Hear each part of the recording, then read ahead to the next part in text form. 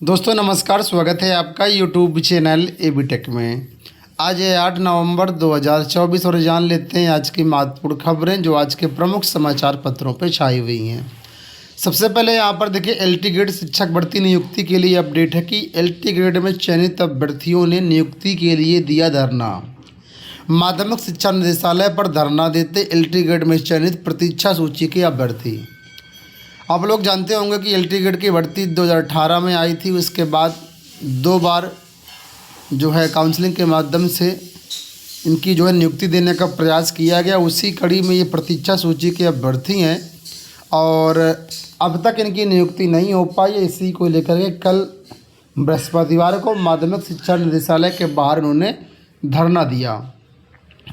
इन्होंने बताया कि अंतिम रूप से चयनित हैं। शासन की मंजूरी के बाद भी उन्हें निदेशालय से विद्यालय आवंटित अब तक नहीं किया जा रहा है। जल्द नियुक्ति नहीं हुई तो आंदोलन और तेज करेंगे। अभ्यर्थियों ने बताया कि लगभग 433 अभ्यर्थी 16 महीने से नियुक्ति के लिए माध्यमिक शिक्षा निदेशालय के चक्कर काट रहे हैं। इससे पहले भी उन्होंने धरना दिया था, लेकिन निदेशक व अपर निदेशक ने उन्हें कोरा आश्वासन ही दिया। अब सब्र टूट रहा है, आश्वासन है नियुक्ति चाहिए। अभ्यर्थियों ने कहा कि उनमें सामाजिक, आर्थिक और मानसिक प्रताड़ना बर्दाश्त नहीं हो रही है। प्रदर्शन में प्रियंका दीक्षित, कामिनी पाठक, संध्या सिंह, निशी सिंह और बहुत सारे साथी थे। तस्वीरें आपके सामने स्क्रीन पर हैं। इसी के साथ ही टीजीटी पीजीटी पेंडिंग एग्जामिनेशन को लेकर के यहाँ पर देखिए कल भी अपडेट्स आई थी और आज भी अपडेट्स आई हैं कि टीजीटी कला का 28 को, जीव विज्ञान का 29 को इंटरव्यू। उत्तर प्रदेश शिक्षा सेवा चयन आयोग ने नई भर्तियों के लिए अध्याचन मंगाने के बाद अब लंबित भर्तियों को पूरा करने की ओर कदम बढ़ा दिए हैं।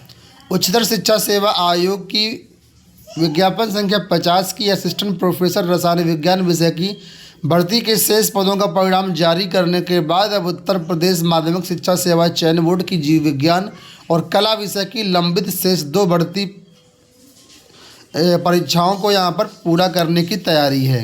आपको बता दें इसमें रिटन एग्जाम ऑलरेडी हो चुके थे, सिर्फ इंटरव्यू बाकी हैं। तो कला विषय में शेष रह गए 8 लोगों का इंटरव्यू 28 नवंबर को करवाया जाएगा, जबकि जीव विज्ञान के 35 पदों के लिए इंटरव्यू 29 नवंबर को शिक्षा सेवा चयन आयोग कार्यालय में कराया जाएगा। माध्यमिक शिक्षा सेवा चयन बोर्ड की 2016 की टीजीटी कला के 383 पदों की परीक्षा हुई थी। ऐसे में 31 अभ्यर्थियों का इंटरव्यू उस समय नहीं करवाया गया था जिनके पास इंटरमीडिएट में प्राविधिक कला विषय नहीं था। ये अभ्यर्थी कोर्ट चले गए थे। कोर्ट के आदेश पर इन अभ्यर्थियों का इंटरव्यू 28 नवंबर को कराने की तैयारी है। शेष रह गए 31 अभ्यर्थियों को इंटरव्यू लेटर भेजा जाएगा, यानी उनके घर लेटर जाएगा। इसके अलावा 2011 में टीजीटी बायोलॉजी की परीक्षा नहीं हो पाई थी। 2016 में इसकी परीक्षा हुई। इसके बाद 2023 में इसका रिटर्न एग्ज़ाम का रिजल्ट जारी किया गया और इंटरव्यू अब तक नहीं हो पाया है, तो उनका इंटरव्यू 29 नवंबर को करवाया जाएगा। तो कुल मिलाकर के पेंडिंग भर्तियों की कार्रवाई शुरू हो गई। धीरे धीरे छोटी छोटी जो भर्तियाँ पेंडिंग पड़ी हैं उनको आयोग पूरा करने की कोशिश कर रहा है। यहाँ देखिए अपडेट है कि यूपी में पीसीएसजे के 218 पदों पर होगी भर्ती। राज्य सरकार पीसीएसजे के 218 पदों पर भर्ती करने जा रही है। इनके लिए उत्तर प्रदेश लोक सेवा आयोग को नियुक्ति विभाग ने प्रस्ताव लोक सेवा आयोग से भेजकर भर्ती प्रक्रिया जल्द शुरू कराने का अनुरोध किया है। उत्तर प्रदेश न्यायिक सेवा सिविल जज यानी जूनियर डिवीज़न यानी कि पीसीएसजे के 218 पदों पर भर्ती के लिए महानिबंधक निबंधक उच्च न्यायालय इलाहाबाद द्वारा नियुक्ति विभाग को प्रस्ताव भेजा गया था। राज्य सरकार द्वारा सुप्रीम कोर्ट द्वारा पारित आदेश 18 दिसंबर 2020 के आधार पर पीसीएसजे के पदों का भर्ती का फैसला उच्च स्तर पर किया गया है। तो कुल मिलाकर के इन पदों पर भर्ती के लिए आपको जो है जल्द ही सूचनाएं दी जाएंगी। प्रस्ताव लोक सेवा आयोग के पास पहुंच गया। उत्तर प्रदेश लोक सेवा आयोग जल्द इन पदों पर भर्ती करेगा। एक बड़ी अपडेट निकल के आ रही परिषदीय शिक्षकों के स्थानांतरण को लेकर के। आप लोग जानते होंगे बेसिक शिक्षकों के स्थानांतरण के लिए प्रयास किए जा रहे हैं, कवायद चल रही है। लेकिन वहीं पर यहाँ पर देखिए सुप्रीम कोर्ट से एक बड़ी हाई कोर्ट से एक बड़ी अपडेट निकल के आई है और कहा गया है कि बेसिक शिक्षकों की लास्ट कम फर्स्ट आउट की स्थानांतरण नीति रद्द। हाई कोर्ट ने नीति को मनमाना करार दिया और कहा कि ये भेदभावपूर्ण है। अब मामला क्या है तो आपको बता दें कि जो भी अभी स्थानांतरण हो रहे हैं उसमें ये कहा गया है कि जो शिक्षक सबसे लास्ट में ज्वाइन करेगा उसका स्थानांतरण या उसका समायोजन सबसे पहले किया जाएगा। ठीक है, यानी कि जितने भी जूनियर टीचर हैं उनका स्थानांतरण तो होना सुनिश्चित है। उसी मामले को लेकर के यहाँ पर आदेश आया है। देखिए क्या लिखा है। लिखा है, हजारों जूनियर शिक्षकों को बड़ी राहत देते हुए इलाहाबाद हाईकोर्ट की लखनऊ खंडपीठ ने प्रदेश के प्राथमिक विद्यालयों में शिक्षक छात्र अनुपात बनाए रखने के लिए जून 2024 में लाई गई लास्ट कम फर्स्ट आउट की स्थानांतरण नीति को निरस्त कर दिया है। कोर्ट ने इस संबंध में सरकार द्वारा 26 जून 2024 के शासनादेश और बेसिक शिक्षा विभाग के 28 जून 2024 के सर्कुलर के संबंधित प्रावधानों को मनमाना व भेदभावपूर्ण करार देते हुए खारिज कर दिया है। यह फैसला मनीष माथुर की एकल पीठ ने पुष्कर सिंह चंदेल समेत सैकड़ों जूनियर अध्यापकों की 21 रिट याचिकाओं पर दिया है। तो कुल मिलाकर के इनका जो स्थानांतरण आदेश सरकार करने का प्रयास कर रही थी वो फिलहाल नीति ही रद्द कर दी गई है। तो फिलहाल अब इस पर जो है एक बार मामला ठप हो गया है। अब सरकार चाहे तो इसको डबल बेंच में या आगे चैलेंज कर सकती है। उसके बाद जैसा होगा उस हिसाब से आगे फिर होगा।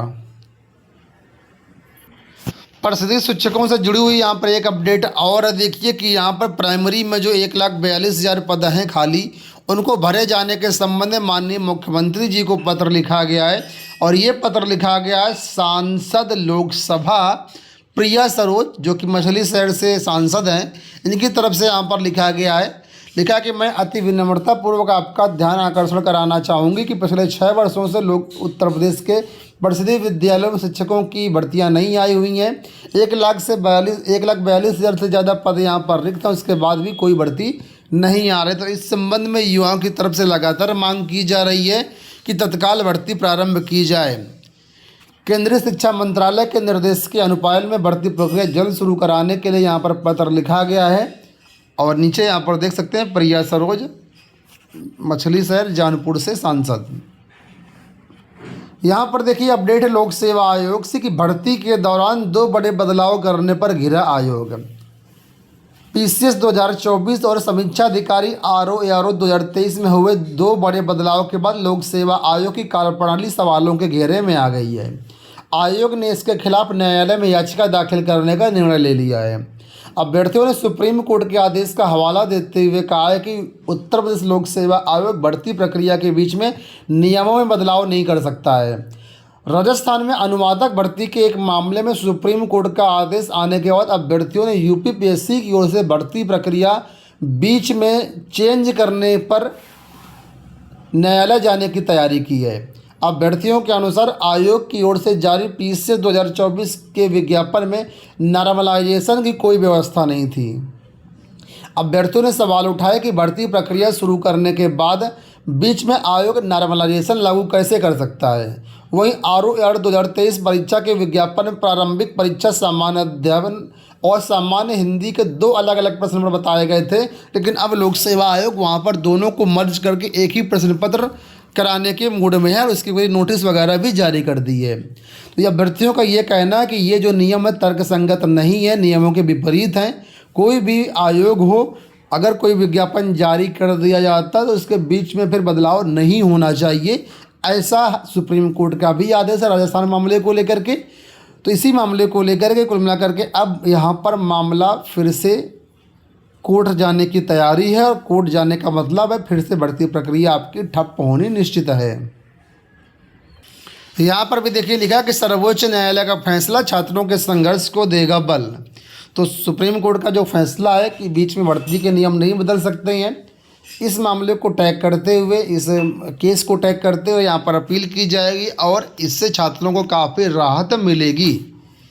तो फिलहाल छात्र इसकी तैयारी कर रहे हैं, आयोग भी अपनी तैयारी कर रहे हैं। अब देखना ये होगा किस्त के आगे क्या होगा, परीक्षा समय पर होगी या नहीं होगी। अब इसमें थोड़ा सा असमंजस दिखाई दे रहा है। अंत में यहाँ पर अपडेट है जेईई एडवांस को लेकर के कि इस साल से 3 बार दे सकेंगे जेईई एडवांस।